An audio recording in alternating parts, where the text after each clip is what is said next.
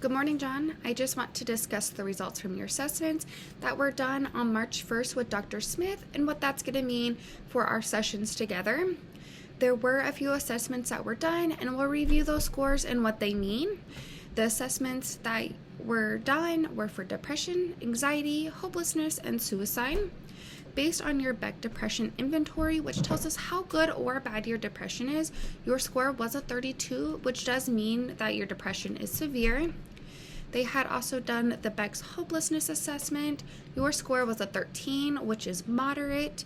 You had stated that you felt as though your future felt dark and that things don't work out the way you want them to, which are things that we can discuss in our sessions together.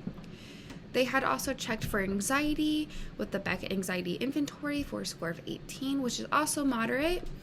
You stated that you felt like you're unable to relax and feeling like it's a difficult time to breathe, along with physical symptoms of feeling hot and shaky, which are signs that anxiety is present.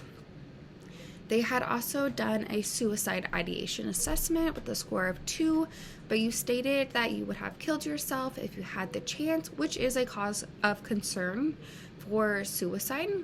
You had also mentioned that you had no desire to kill yourself. So based on those other answers, there is a clear danger signal, and it's going to be one of the first things that are treated during our sessions. I would also still like to review those answers and make sure that there was no confusion during the assessments.